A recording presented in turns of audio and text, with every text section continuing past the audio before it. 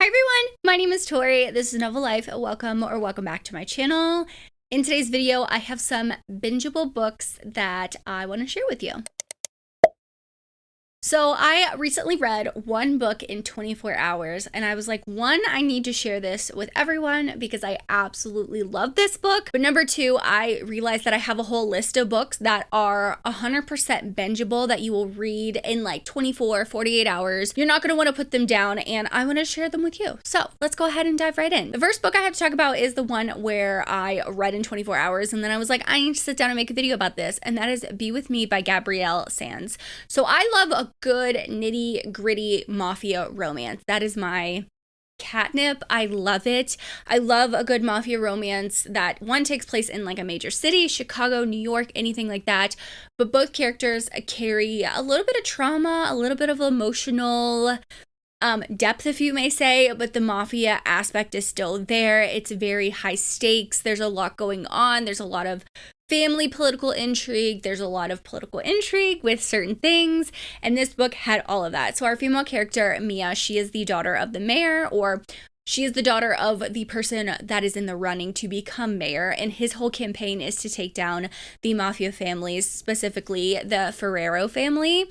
And she has I don't want to say romance because at the beginning it's not really a romance. She knows exactly who Ram or Romolo is. He is the youngest son of the mafia boss of the Ferrero family. And you see that she finds out her friend is getting married. She's in an arranged marriage and she wasn't invited to the engagement party. And when she goes there, she is in a bedroom waiting for a cab to be called because they're like, we need to get you out of here. Everyone knows who your dad is. They're going to come for you basically. In walks Romolo and he is in there and he has like a tisk with one of the women that he previously had engagements with. And she thinks he walks out of the room. No, he doesn't. So when she comes out, she's like, who are you? And he's like, who are you? Are you a spy? What are you doing to my family, basically? And they kind of get into it. And then he's like, I'm intrigued by her. Then he finds out who she actually is and that he could probably get some information about her father. And so that's when he starts to go after her. But then he realizes she's not the girl that everyone thinks she is, if that makes sense. I feel like I'm doing a horrible job at explaining it, but it is the typical good girl, bad boy. The author said it's kind of inspired by Romeo and Juliet because they come from very warring families. I ate it up. I literally read this book in less than 24 hours. And now this book comes out May 12th, so you have a little bit of time before you can actually read it, but I'll link it in the description box below for you guys if you want to pre-order the ebook.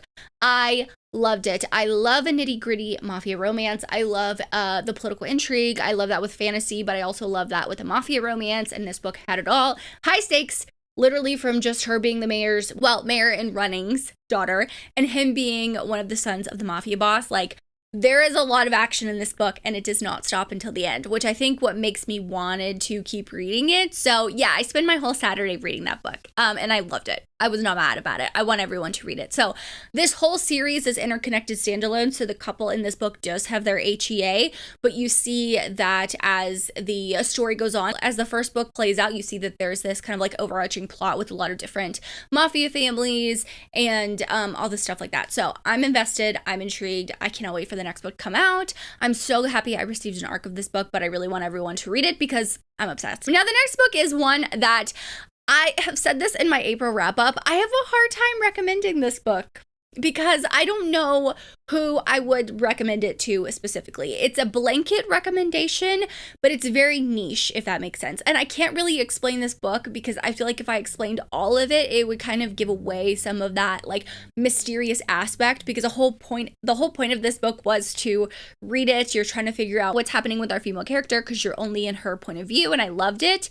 And you see that basically the whole premise is our female character, she comes from this super small village, and everyone who was born the same year as the prince has to basically learn the art of seduction, and they're put into this competition to win the prince's heart or win the prince's hand in marriage, basically. All the females in the village that is born the same year is paired up with a basilisk, hence the little snake on the cover. Yeah, a basilisk. And they are the creature of seduction. They are all about sex. That is like their whole backstory, I guess you could say, like where their culture is centered around sex and nudity and pleasure and all that stuff like that. So all the women are paired with the basilisk, and our female character that we're following, Temperance, Temperance. Yeah, they call her Tem. She is paired with the Serpent King. That's what he's called.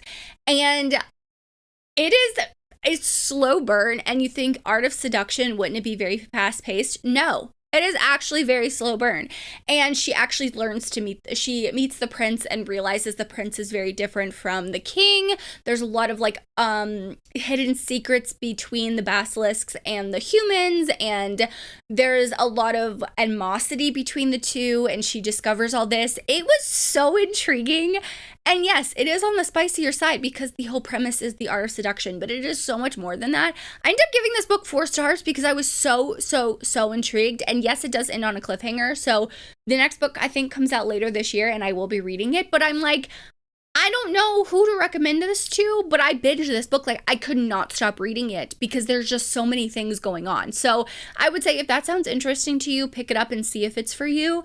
But it's a book that literally once you start reading, you can't stop reading. Like, I think I read it in like 2 days, and I physically read that. And for me to physically read a book in 2 days says a lot because my physical reading time is very few and far between. I don't have many hours to do that. So yeah, that says a lot. But I definitely wanted to throw this one out there because it's a good one. It's a good bingeable book once you start reading it. Another book I have is a little on the spicier side too, but it is by the Queen QB Tyler. So we have The Nanny is Off Limits. I love QB Tyler's books because a lot of her books now are forbidden. They have a lot of stuff going on with like hidden secret relationships, but there's a lot of emotional undercurrent too. And that's why I liked this one in particular, which is why I wanted to recommend this one to you. The Nanny is Off Limits is exactly what it says. Our single dad in this book has 3 kids. One's like a teenager, one is like 9 or 10 years old, and one's like 6 years old.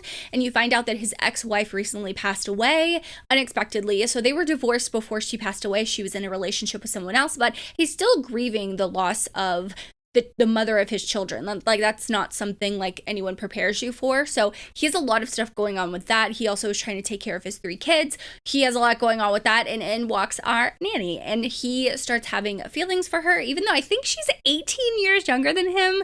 So it's, like I said, it's not going to be for everyone, but I ate this book up. The audiobook is spectacular. I was able to read an early copy of it, and I love this. A lot of my patrons read this with me for our buddy read for April, and they also loved it. So I think we all binged it within a day or two. So this is another one to add to your TBR if you want a little bit more of a forbidden romance, but with the emotional undercurrent that's in this book. So definitely pick up this one. The next book I have is the Edge of Darkness trilogy by Lee Rivers. So if you've been around for a little bit of time, you know that I binged this whole trilogy back in March, and I think I binged all 3 books in a weekend, and I literally just laid in bed and rotted with my Kindle, and I was not mad about that. This trilogy follows the same couple. You see them in the first book, and it is a very, very, very dark trilogy. There's a lot of triggers, so if you're not a dark romance reader, I would say this is not for you, but this is for my dark romance readers. I loved this trilogy. I ate it up. I loved the character development. I loved the nitty-gritty details. I just loved everything. Now, this book definitely dives into a lot with mental health. There is talks of past trauma and sexual abuse in this trilogy, and it's not between our 2 main characters. I will say that. It was something that previously happened to our female character, so it's talked about in kind of like a past tense. And our hero, you see that he is the son of a psychopath, and we do see Tobias' story in Psychotic Obsession, which I did read in April, but you don't have to read that book. She wrote it after this trilogy, but you see that he struggles a lot. So you see him go on this journey of like, I'm not like my dad, but I love my dad, but I'm not going to be like him. But he does have those tendencies, and you see that our female character is his twin sister's best friend. So they previously had a little something that's alluded to in the first book, and you see that they like break apart, and you don't understand why. You don't understand where that comes from. You kind of see it from her point of view, but that really opens up in books 2 and 3. And you realize that Cade, our hero, he's so many layers. And I love any type of dark romance that kind of explores the psyche of one or both of the characters. And in this case, it does explore both, but it's really heavy on him.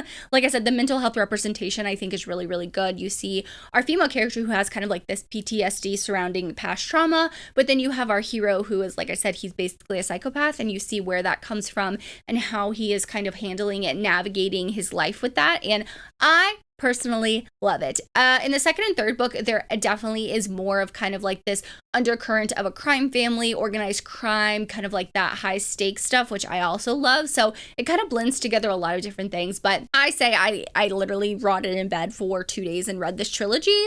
It was so good. I love the writing. I will now read anything that Lee Rivers kind of publishes because I'm very intrigued by some of her other books. But if you've read any of her backlist books, let me know in the comments because I would love to know your thoughts about that. So the next book I have is Crescent Kingdom by Tessa Hale. So we all know that I read Dragons of Ember Hollow last year, and that is a trilogy, and I loved it. I ate those books up. Now, she releases books every like couple of months, so this is the first in a trilogy, and the second book comes out later this summer, if I'm not mistaken. But this is a wolf shifter why choose romance. I am not a why choose girly. I don't read a lot of why choose, but I love these why choose books, and I think it's because you can really differentiate the different heroes, if that makes sense, and they're wolf shifters in this book. And I love that our female character Ren is number one strong. She's badass. She comes to Crescent Creek to get away. You see that she's hiding from someone and you're trying to uncover who that is. You see that she's hiding certain abilities that she has, and you see that there is this pack of wolves, I guess you can say, that come back into town, but they each have individual like things. Like you have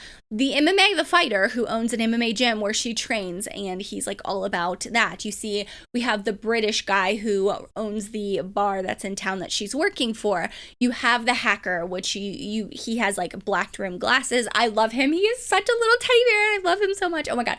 And then you have the two other ones that are one's a mercenary and one's the, oh my gosh, what is the other guy? I forgot the other guy. But they hate her in this book. Now, obviously, they all end up together at the last book in the trilogy, but we haven't gotten that yet, so we don't know where it's going. But I'll tell you, those two really don't like her. They really hate her, and they think that she's like this spy or something like that. So I love the dynamics between all of them, but I really love our female character. That's what it really comes down to for me, is I love Ren, and I love how badass she is, and she can hold her own, and I love that so much. But I did binge this whole book in like one day. It was like my last book of April that I read, and I really enjoyed it. So this is another one you can binge and get ready for book 2. The last book I have is kind of like a one that I actually didn't think I was gonna like, and that is The Rose Bargain by Sasha Payton Smith. So I listened to the audiobook, and this is a YA fantasy book, and I think it's a first in a series, or at least a duology. I don't know. It definitely ends on like a cliffhanger with a lot of things that I wasn't expecting, but I really love the story. So basically you see that there is this queen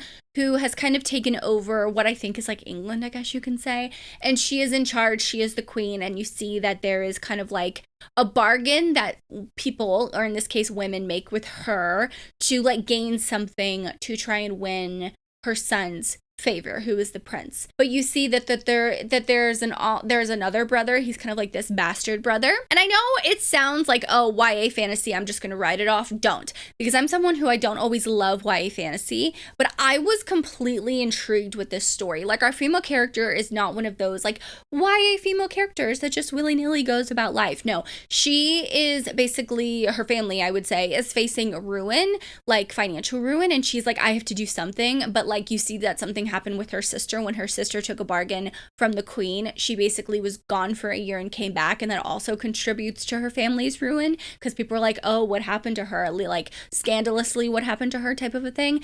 And you see that she's trying to keep her family afloat, and she's trying to do all these things for her family, and she's like, marrying the prince would actually like save us from a lot of things, so let me go ahead and do that. But she doesn't want to take a bargain because she sees what happens to her sister. So it's very interesting. I like it that there is this kind of like connection that she has with both brothers, one who is like the prince that's all like the golden boy, and the other one that's more of like the bastard son, I guess you could say. And I just really love this story. It went where I was not expecting. Okay, so I ended up giving this book 4 stars when I read it, but I really loved it. I cannot wait for the next book. I don't even know when it's going to come out, but I'm very intrigued. This is the Fairly edition, and I think it is absolutely gorgeous. I love the pink. The original cover is gorgeous too, but I really love this one. So if you haven't read this, I would highly suggest picking it up, because it is very bingeable. Like, once you get past about 20%, you're like solely invested. I think I read the audiobook within 2 days, which is relatively quick for me too. So this is another one that's very bingeable. But those are all the books that I have to share with you in today's video. You can let me know if you've recently read some bingeable books. I would love it if you dropped them in the comments down below. If you made it this far and you want to let me know, leave me a rose emoji for The Rose Bargain. But I loved that one. I love the cover. It sits behind me on my shelf when I'm not holding it for videos. But thank you guys so much for watching. Make sure you like and subscribe for more content from me. As always, I hope you're living a novel life, and I will see you in my next one. Bye, guys.